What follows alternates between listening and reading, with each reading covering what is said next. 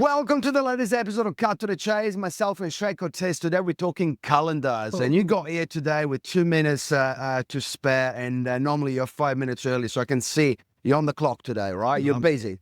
And you got weeks that you're busier than others, right? And I think working a calendar can, on an easy week, it's easy. On a harder week, the better your calendar structure it is, the better your week will be. And 10 years in the industry, I live by my calendar. I'm going to start with this topic today with 2 tips for you. I do not finish my day without looking at the calendar for the day after.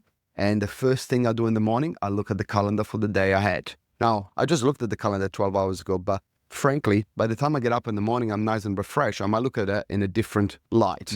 And I think if you're not on top of it, and if you're like me and you, someone that it's got, sometimes 15 meetings in a day, a small mistake in the calendar can jeopardize and cost a lot of money.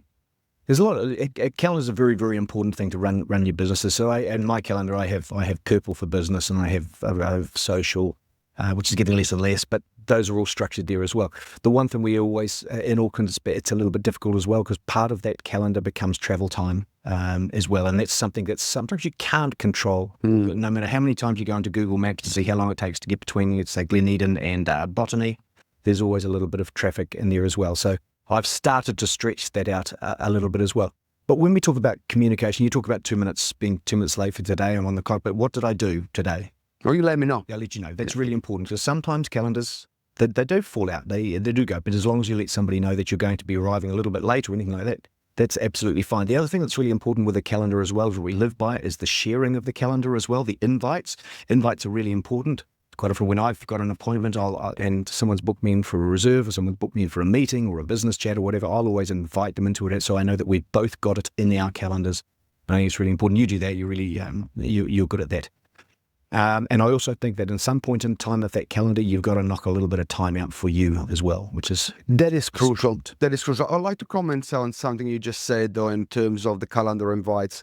I use that as a prospecting strategy. And what I mean by that, of course, you send a calendar invite.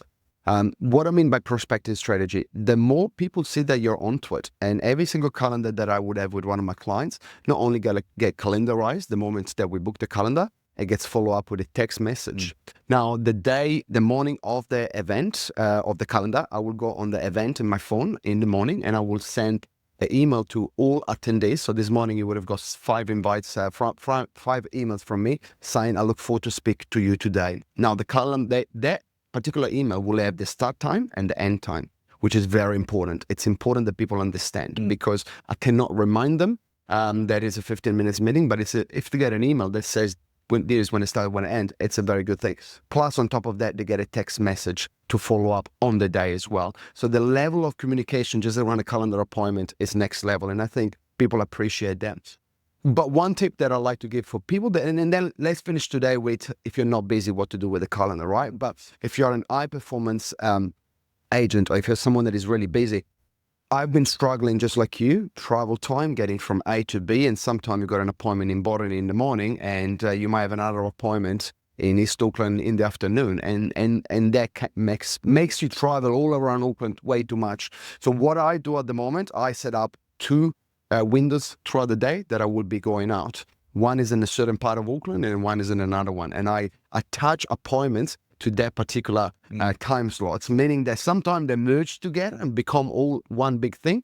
But if not, I'll know that in the morning I might be in West Auckland, in the afternoon I might be on the North Shore. And that is a way that so that I don't have to go back and forth. It's not perfect, but it's, I find that if I know that in the morning I'm in a certain place, all those appointments gravitate towards that time, if they're in that location, versus vice versa to the other one. But hey, look, Shane, a lot of people that are listening to us, they are not 15 appointments a day. So we got 1 minute before our reserve meeting starts. Let's finish up. If you are not a busy agent, in my opinion, you should calendarize and put door knocking every Monday morning between 10 and 12. And that's a recurring event.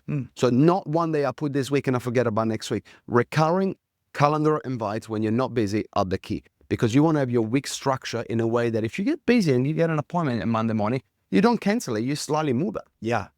Structure on a calendar and structure in a working week is paramount. We should all be doing that. I love when I walk into an agent's office and they've got a door knocking, lunch, gym, the reporting, etc. And that's on a recurring scale. It's just important because what it does, it gets you into good habits as well. It gets you into a good structure of how you're going to organize your week. And if your week is organized, it filters into other parts of your life, which filters into the way that you come across to vendors, or buyers. You just become a conveniently organized person. If you're a new agent, recurrent calendar invites are your friend. Thanks for watching. Let's go to our reserve meeting. Like, share, subscribe. Cut to the chase.